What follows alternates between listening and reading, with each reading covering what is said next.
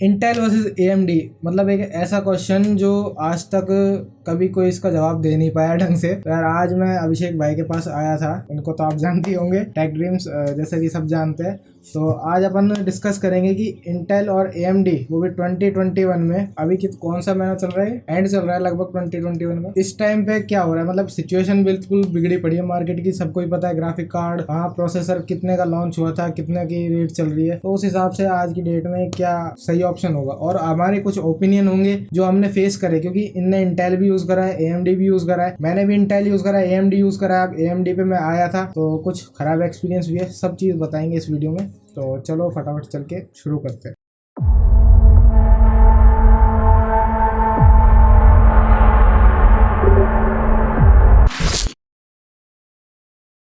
अच्छा, इस वीडियो को जितना शॉर्ट रखा जा सकता है उतना हम लोग रखेंगे, ताकि अगर कोई बिगिनर है वो भी अगर इस वीडियो को देख रहा है तो उसको समझने में आसानी हो।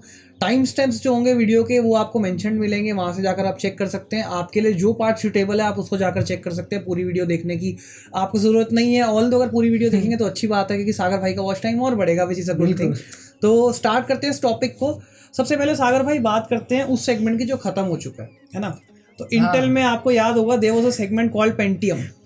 बिल्कुल। आज से कुछ साल पहले दो प्रोसेसर्स काफी पॉपुलर थे, पेंटियम G4560, पेंटियम G5400। बिल्कुल ये दोनों सेगमेंट तो जो थे ये वैनिश हो चुके हैं मार्केट से, खत्म है। And same is with AMD का जो एथलॉन था वो भी ऑलमोस्ट मार्केट से आउट है। अब आपको उस लेवल के जो प्रोसेसर थे जो कि 3 से 5 हजार रुपए के बजट में मिल जाते थे, अब वो पॉइंट बिल्कुल खत्म हो चुका है। बिल्कुल खत्म है। तो अब सागर भाई एक बार ये बताओ कि कौन कौन सा लाइनअप है इंटेल और AMD में, जिसको जो बिल्कुल बिगिनर है उसको बता दूं कि इंटेल एंड AMD दो ऐसे ग्लोबल PC प्रोसेसर मैन्युफैक्चरर्स हैं जो कि आपके डेस्कटॉप्स के लिए या सर्वर ग्रेड के जो हमारे सिस्टम्स होते हैं, मशीन्स होती हैं, उनके लिए प्रोसेसर्स को मैन्युफैक्चर करते हैं। अभी इनमें क्या क्या सेगमेंट आते हैं सागर भाई, एक बार जल्दी से जो है ब्रीफली बता दो। तो जैसा आप सबको पता है कि इंटेल AMD दोनों CPU बनाते हैं। अब इन CPUs में कुछ कैटेगरीज भी होती है। अब वो कैटेगरीज आज के टाइम में 4 है, जैसे कि i3 हो गया, i5 हो गया, i7 हो गया, i9 हो गया।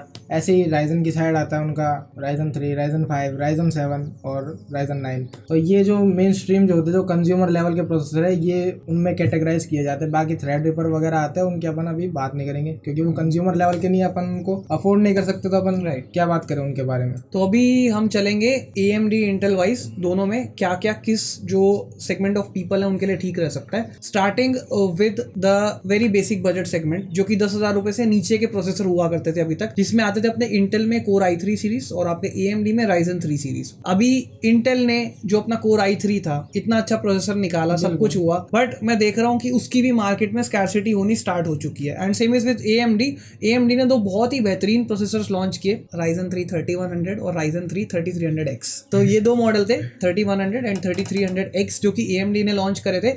अभी ये इतने अच्छे प्रोसेसर्स थे ना कि जो राइजन 3 3300X था वो ऑलमोस्ट आपका जो राइजन 5 3500 था उसके वाला परफॉर्मेंस देता था उससे कम प्राइस पर आकर। अब ये जो दोनों प्रोडक्ट्स थे ये मार्केट से बिल्कुल वैनिश हो चुके हैं इस टाइम पर, कहीं नहीं मिल रहे, अगर मिल भी रहे हैं तो ऐसी स्टूपिड प्राइसिंग पर मिल रहे हैं जिसको लेने का कोई सेंस नहीं बनता। तो मेरे हिसाब से यहाँ पर ब्रांड्स को बहुत ज्यादा ब्लेम मुझे करना पड़ेगा कि ऐसा क्यों हो रहा है, जबकि हमको पता है कि ऑल द सिलिकॉन जो ग्लोबल लेवल पर शॉर्टेज चल रही है वो चल रही है बहुत ज्यादा है, but still you have to take care of all the users. मतलब हर सेगमेंट का इक्वली ख्याल रखना एक ब्रांड का जो है वो मैं कहूँ कि ड्यूटी है। और इतना लोग अगर एक ब्रांड को प्यार करते हैं तो उनको भी थोड़ा सा अपने रिस्पॉन्सिबिलिटी को समझना चाहिए। लेकिन ये चीज़ खत्म ही कर दी ना। अब i3 आता था, i3 की शॉर्टेज होने लगी। अब देख रहे हैं अपन जो 12th जनरेशन में उसकी i3 की बात ही नहीं हो रही है। जैसे पहले i3 i5 i7 होते थे, अब वो करना चाह रहे कि i5 हो जाए, i7 हो जाए और i9 हो जाए। तो मतलब जो बजट कंज्यूमर थे या बजट गेमर जिनको बोलते हैं अपन, उनको तो यूं फेंक दिया लात मार के, यूं चल निकल वो चीज़ हो गई है। अभी आती है सेकंड रेंज, जिसको कुछ टाइम पहले तक हम लोग एक मिड लेवल सेगमेंट कहा करते थे। आज की डेट में अगर कोई एक गेमिंग या प्रोडक्टिविटी पीसी बना रहा है ना तो उसकी सर्च यहाँ से शुरू हो रही है, स्टार्टिंग हो गई। मतलब अपन i3 ढूंढते थे अभी तक, आज की डेट में वो मिलता ही नहीं है i3, तो सीधा कंज्यूमर जाता है i5 पे। आज के डेट में Ryzen वही 5 चीज़ है कि मतलब कोई भी अगर एक AMD बेस्ड मशीन बनवाने आता है, he simply ask for a Ryzen 5, Ryzen 5 3600, Ryzen 5 5600X। Similar is with Intel, कोई अगर आएगा तो वो इंटेल का Core i5 मांगेगा, भले 10400F मांगे या 11 जनरेशन का मांगे। तो ये अब वो सेगमेंट हो चुका है जहाँ से एक गेमर के दिमाग में डाल दिया गया है, एक प्रोडक्टिविटी वाले के दिमाग में डाल दिया गया है कि एक अच्छा पीसी मतलब ये शुरुआत है। मिनिमम तो मिनिमम अपन को 5 सीरीज की साइड में जाना ये है, तो अब आपको चाहे वो चाहिए। Ryzen 5 हो चाहे अपना i5 हो इंटेल का। अब इनमें मेजर ऑफ द प्रोसेसर्स जो है, मेजॉरिटी ऑफ द प्रोसेसर्स कुछ मॉडल्स को छोड़कर वो होते हैं 6 कोर 12 थ्रेड। ठीक है, आपका यहाँ पर अगर आप एक हम दोनों से रिकमेंडेशन पूछेंगे कि आपको किसके साथ जाना चाहिए, तो भाई if you want to be AMD के साइड पर तो आप 5600X को चूज कीजिए, क्योंकि it is a very future proof choice मेरे हिसाब से। बिल्कुल, अभी के हिसाब से। हाँ, और किसी भी कार्ड को बॉटल नेक नहीं करता processor. And if we talk about Intel side, तो इंटेल में अगर आप 10th जनरेशन के Core i5 के साथ जा सकते हैं 10400F, या इनफैक्ट अगर आप जो अपना 11 जनरेशन का 11400F है उसके साथ भी जा सकते हैं। तो पहली बात तो वो दोनों बहुत ही बेहतरीन प्रोसेसर्स हैं, थोड़ा सा कम ज़रूर परफॉर्म करेंगे Ryzen 5 5600X से, बट प्राइसिंग का बहुत डिफरेंस वो मैटर करती है राइट। और जब हम एक ऐसे सेगमेंट में जा रहे हैं मिड लेवल सेगमेंट में, तो इट्स रियली गुड कि आप जितना ज़्यादा सेव करके और इंपॉर्टेंट कंपोनेंट्स पर इन्वेस्ट कर सकें तो उतना अच्छा है। तो इस केस में अगर आप एक इंटेल प्रोसेसर लेंगे i5 सीरीज़ का, तो डेफिनेटली आप इतने पैसे बचा पाएंगे, जो कि मतलब ऑलमोस्ट आधे होंगे एक AMD 5600 रैम तो अपग्रेड हो ही जाएगी। राइट, रैम और स्टोरेज आप अपनी उससे वर्कआउट कर सकते हैं। आज के टाइम में अपन अगर इसमें छोटा सा एक चीज़ और इंक्लूड कर देते हैं, अपन बोलते थे कि 8 GB रैम बहुत है, लेकिन आज के टाइम में बिल्कुल नहीं है। आज के टाइम में 16 GB आपको मिनिमम लेनी चाहिए। कभी भी कोई भी बिल्ड बनवा रहे हो, चाहे i3 का भी बनवा रहे हो, उसमें 16 GB इंक्लूड करवा लो, क्योंकि बाद में अपग्रेड करने में कई बार दिक्कतें आती है। बिल्कुल, कई बार बजट नहीं होता लोगों का, कई बार नहीं कर पाते। और ये भी है कि 8 GB में आजकल मोस्ट ऑफ द जो नए टाइटल्स हैं वो प्लेएबल रहते भी नहीं है। नहीं रहते ना। मैं अब वैलोरेंट खेलता हूँ, मैं बहुत ज़्यादा वैलोरेंट खेलता हूँ, ठीक है, तो अब उसमें वो लगभग 7.5 GB तो यूं ही खा जाता है वो। Sad life. अब आता है इससे नेक्स्ट सेगमेंट, जो कि है Core i7 और Ryzen 7 प्रोसेसर्स का। अब ये एक टाइम हुआ करता था ना सागर, जब लोगों के लिए ये सबसे हाई एंड हुआ करता मतलब ड्रीम जो होता था ना कि मेरा ड्रीम पीसी होगा, उसमें i7 होगा या फिर Ryzen 7 हम लगाएंगे। बिल्कुल। तो वो चीज़ तो अब खत्म हो चुकी है। इसको मिड लेवल का आप बना दिया गया। हाँ, अभी क्या हो गया है कि जो एक एंट्री लेवल सिस्टम बनाते हैं वो लोग अपना जो 5 सीरीज है उनकी तरफ जाते हैं, और अभी क्या हो गया इसके बाद फिर सीधा हाई एंड हो गया। अब जो हाई एंड लेता है ना, फिर वो सीधा इससे ऊपर जाता है। यहाँ वाले पॉइंट पे ना बहुत कम लोग रुकते हैं, खासकर अगर इंटेल की बात करें तो Core i7 के साथ में आज की डेट में बहुत कम लोग जानते हैं। यही चीज़ सीधा जब अपना i3 i5 i7 होता था सीरीज में, तो i5 के साथ होती थी। या तो सबसे नीचे वाला लेंगे या फिर सबसे ऊपर वाला लेंगे, बीच वाले को कोई नहीं पूछता था। तो बिल्कुल यही हो रहा है। i7 रेयरली आजकल लोग यूज़ करते हैं अपने सिस्टम्स में। अब ये जो दोनों इंटेल और AMD के प्रोसेसर काउंटर पार्ट्स हैं, इनका एक आपको बेसिक आइडिया बताऊं तो ये 8 कोर 16 थ्रेड्स के साथ आने वाले प्रोसेसर हैं most of the times, most of the cases में, हर केस में नहीं। तो ये CPUs हैं और ये दोनों ही चीज़ों के लिए इक्वली गुड रहते हैं। आपको भले ही प्रोडक्टिविटी करनी हो या आपको जो है गेमिंग करनी हो, बहुत ही बेहतरीन ये प्रोसेसर्स रहते हैं। यहाँ पर चॉइस की बात करें तो AMD की तरफ से you have the 5800X, Ryzen 7 5800X, which is again a good processor. मैं भी अपने सिस्टम में यूज़ कर रहा हूँ, हालांकि मैं कुछ खासा लेकिन अभी उसमें इतनी मतलब आपको बताएंगे अभी थोड़ा सा आगे चल के वीडियो में बहुत प्रॉब्लम्स है जो फेस करनी पड़ी। इंटेल और AMD पे स्विच करने के बाद हमको पता लगा कि कितना डिफरेंस है आज भी AMD के, मतलब क्या बोले एक तरह से। तो वही है। और Core i7 में आपके पास 10700K है, which is a good processor, very nice processor. और इसके बाद अगर इससे ऊपर वाले सेगमेंट पे जाएं, जो कि आजकल हाई एंड लोगों की चॉइस बन चुका है, जो कि मोस्टली अगर एक मतलब मैं कहूँ एंथुजियास्ट कोई पीसी बिल्ड कर रहा है तो वो इन्हीं की तरफ जाएगा, और वो है अपना इंटेल का Core i9 सेगमेंट, Ryzen 9 या। अब जो Core i9 है, इसमें कुछ बहुत सेंसिबल ऑप्शंस आते हैं जिससे कुछ लोग अभी तक अवेयर नहीं है, जैसे कि 10850K है ना। 10850K का अभी हमने आपसे कोटेशन ली थी बीच में, याद हो तो एक मैसेज आया था मेरे को, तो मैंने आपको पूछा ये वाला मिलेगा क्या। Almost exactly the same processor जो आपका 10900K है, बट वो उससे काफ़ी सस्ता आता है।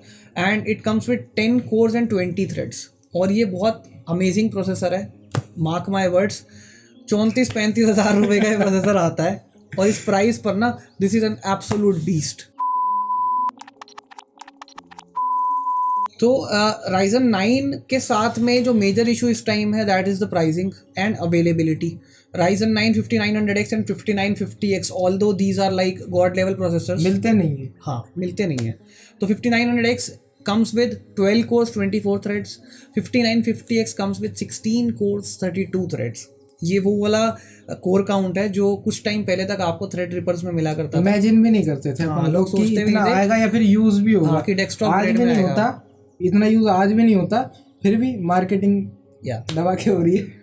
तो ये वो प्रोसेसर्स हैं, बट ड्यू टू शॉर्टेज इनकी प्राइसिंग ऐसी इंसेन हो चुकी है कि इट लाइक मेक सेंस, बिल्कुल सेंस नहीं बनता कि आप 70,000 रुपये 75,000 रुपये देकर आप एक 5950X खरीद रहे हैं जो कि उसकी एक्चुअल वैल्यू नहीं है, वैल्यू भी नहीं है। और डजंट मेक्स एनी सेंस मेरे हिसाब से।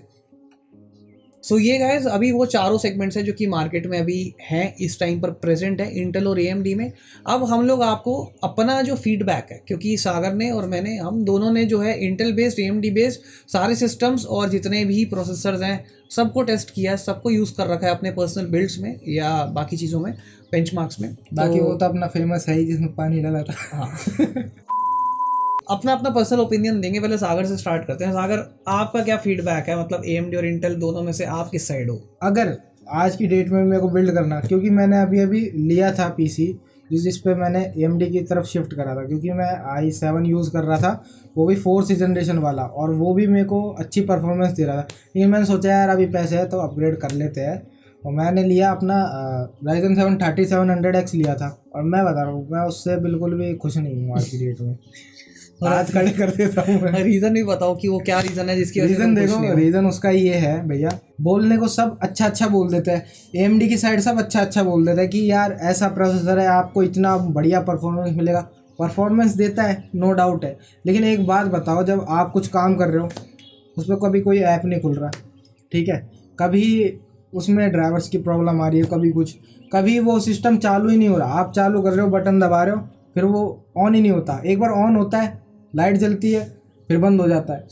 मतलब क्या है ये, क्या करूं मैं ऐसे CPU का जिसमें मतलब मेरे को इतनी प्रॉब्लम दे रहा है वो, आप बताओ आप। मेरा इस बारे में ये कहना है कि यार मतलब आज की डेट में भी मैं पर्सनली ये चीज़ बोलूँगा, इतने सारे प्रोसेसर्स बेंचमार्क को टेस्ट करने के बाद में, कि अभी भी इंटेल के जो सिस्टम्स है, जो मशीन्स हैं, वो ओवरऑल स्टेबिलिटी में बहुत ज़्यादा ऊपर बिल्कुल है। बहुत आ गया। मैंने 3900X भी अपने सिस्टम में बहुत लंबे टाइम तक यूज़ किया है। The issues I use to get was कि मेमोरी कंपैटिबिलिटी इशूज़ बहुत ज़्यादा थे। मेरे पास कॉर्सेर डोमिनेटर स्क्रीन आती है मेरे पास बहुत ज़्यादा। मेरे कॉर्सेर वेंजियंस RGB मेमोरी में और कॉर्सेर डोमिनेटर प्लैटिनम दोनों मेमोरी मॉड्यूल्स में I had multiple memory compatibility issues. जैसे कि जब मैं अपने सिस्टम को पावर ऑन करता था, कई बार मेरा सिस्टम बूट लूप्स में चला जाता था, बहुत सारे एरर कोड्स, कभी मेमोरी रिलेटेड इशूज़, कभी किसी तरह के इशूज़। तो वो क्या होता है कि जब अपना काम करने बैठते हैं ना और आप सिस्टम स्टार्ट करते हो, इरिटेट करता है बहुत ज़्यादा, मतलब इरिटेट करती हैं ये चीज़ें।